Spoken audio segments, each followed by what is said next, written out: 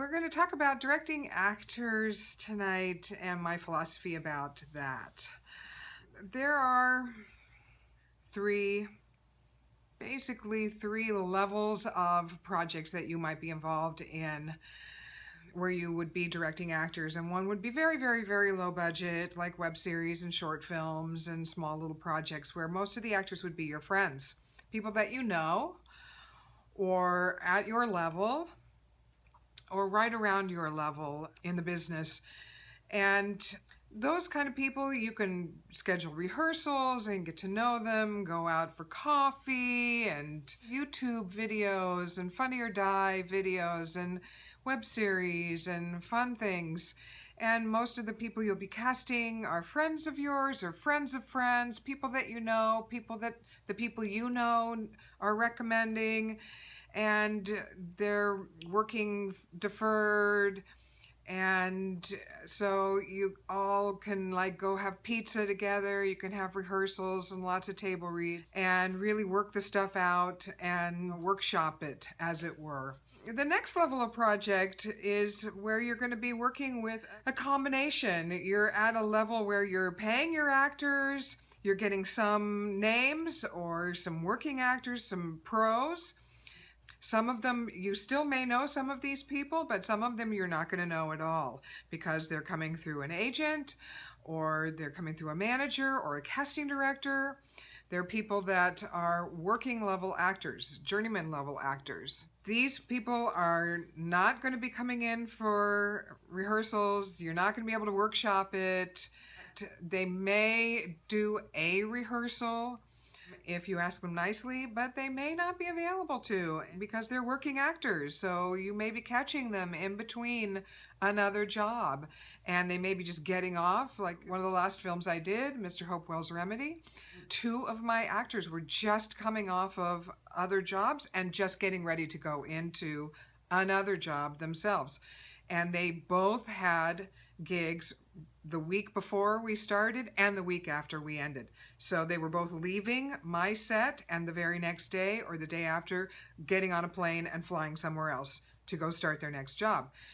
So there is no time to say, can we go have rehearsals? Can I get your time to come and do all this stuff? And I respect them enough that I'm not going to ask them to do that because I know they're professional actors and they don't need it and I don't need it from them. I know this quote has been ascribed to John Huston, Elia Kazan. Several directors have been attributed this quote, so I'm not sure who to actually attribute it to, but I think that directing actors, 90% of it happens in the casting, and I think that's right.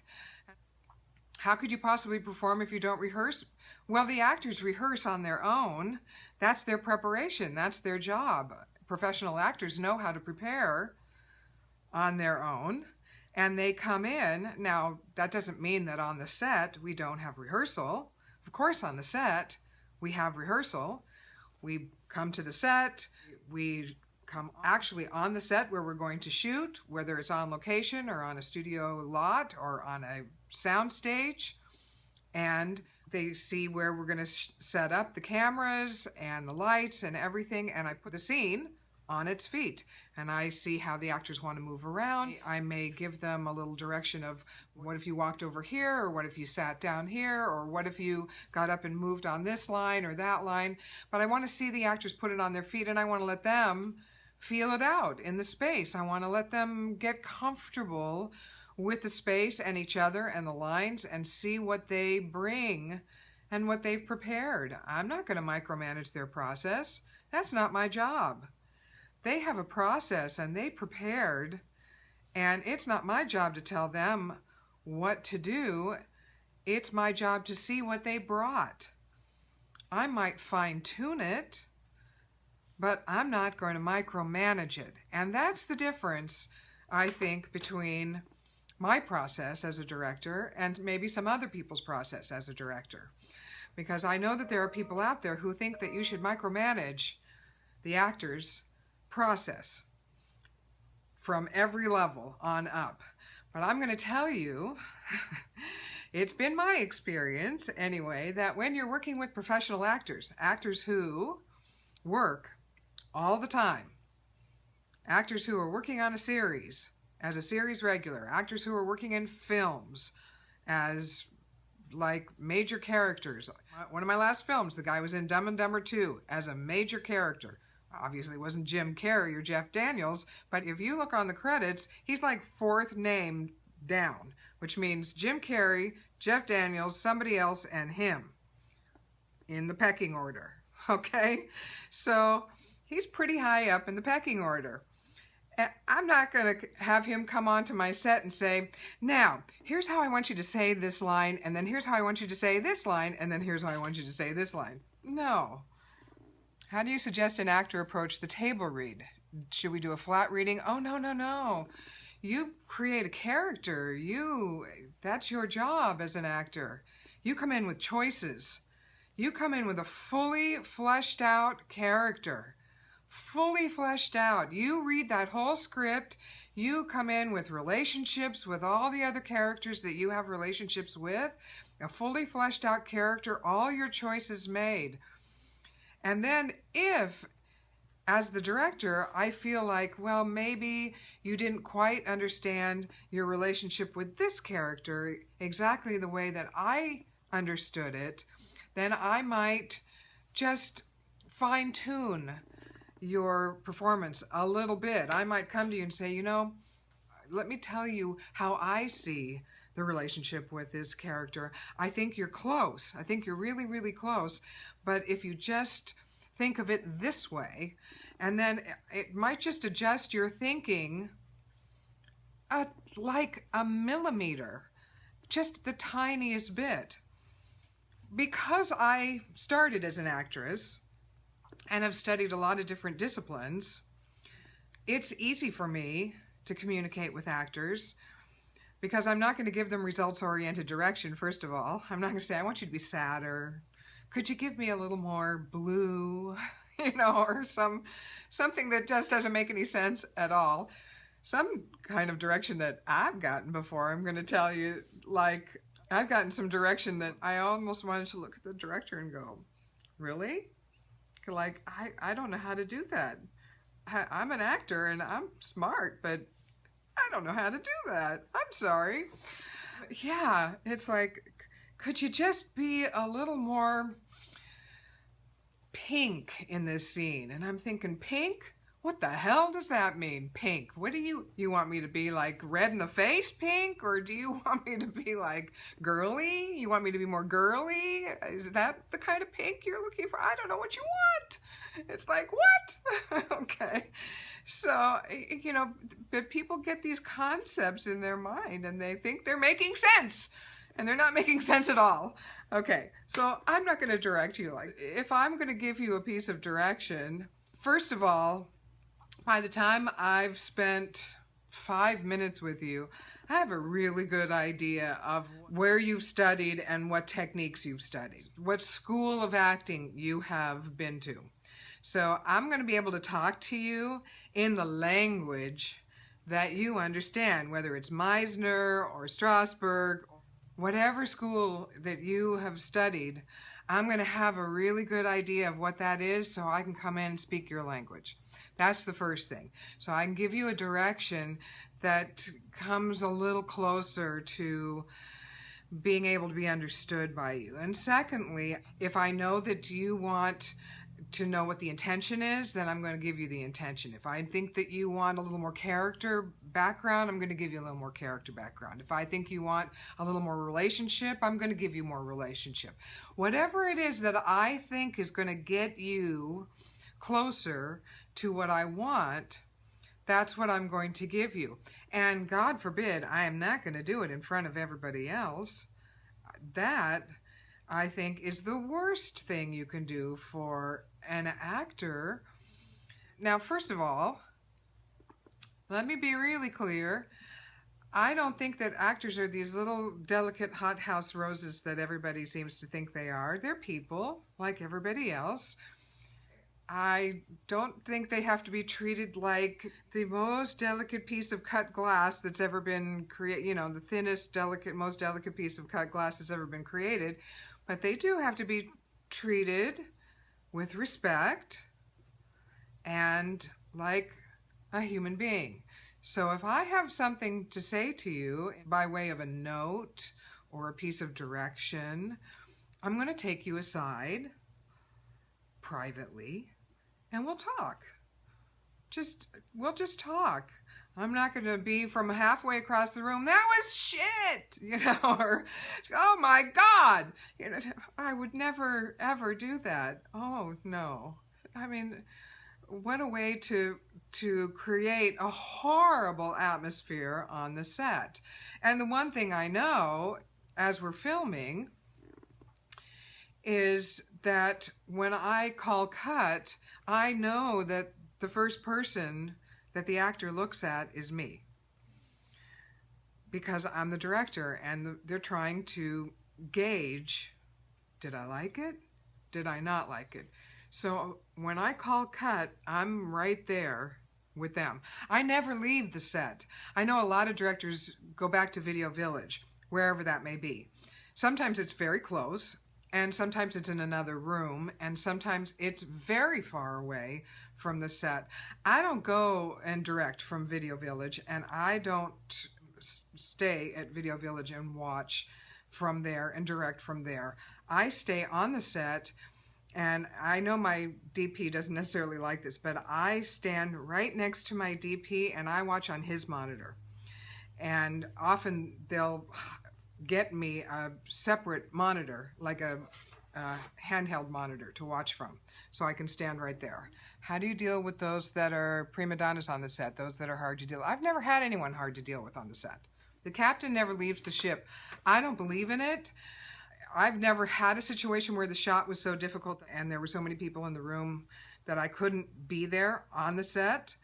And I've never had a prima donna where I couldn't take them aside and say, we're all working together here. We're all pulling for this to be really, really good. And I know you are too.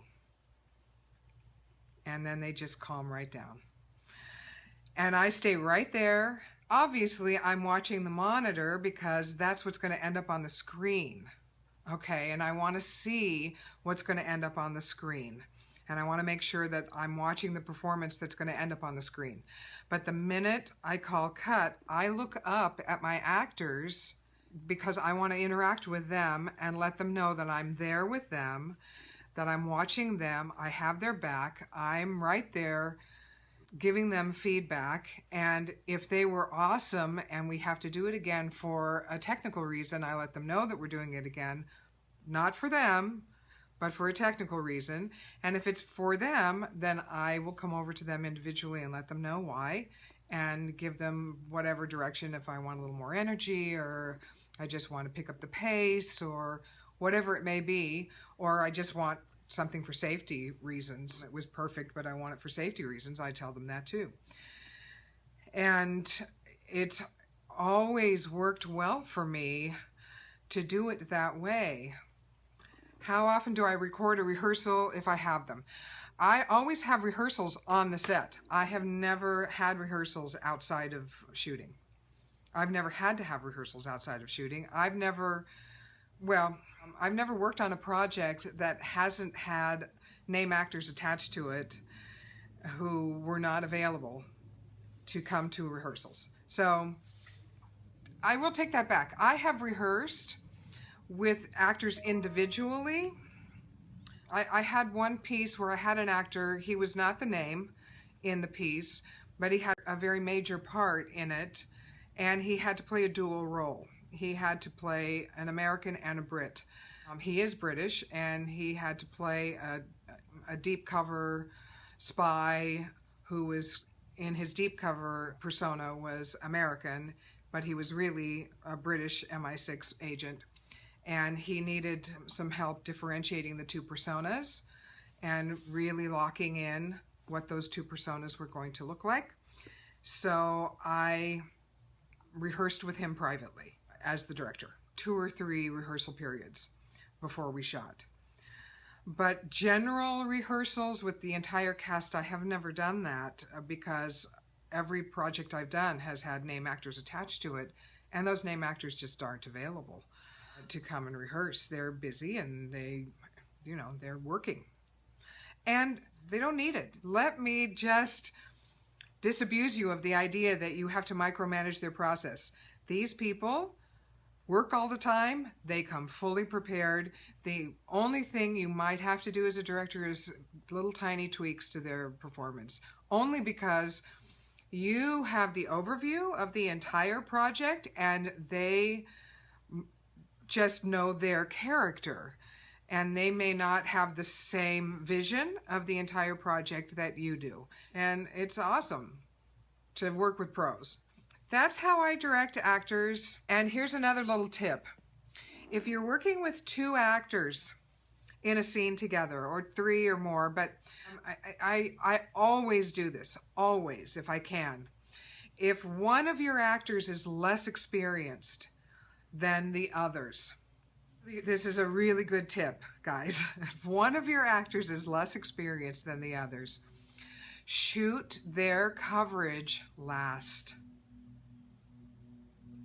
Shoot their coverage last. That way, they will have done the scene a dozen times.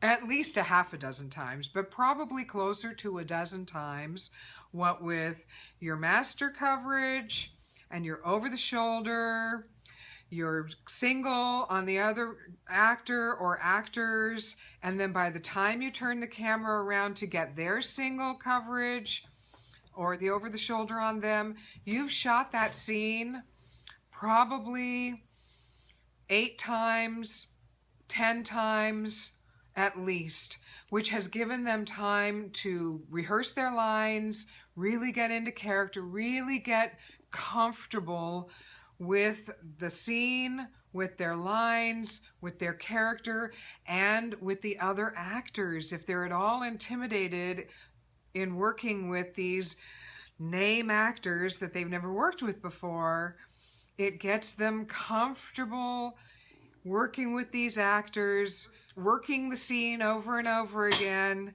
so that they are really comfortable. They're settled in their skin. They're settled into character. Now that they've done it over and over again, it's not going to be so intimidating for them. Now the trick is to make sure that it's not stale. And then you have to change it up a little bit. And I have little tricks, little directorial tricks that I give them. I make them do it faster, I make them do it slower, I have them do it without breathing, things like that, so that they don't get stale on the scene. Can you direct a bad actor into a worthwhile performance? Yes, you can. You can. You actually can.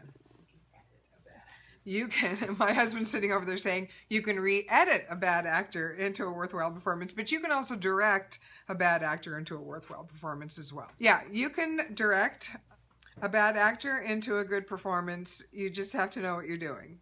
I have done so. It can be done. It's hard work. Oh man, it's hard work. But there you go.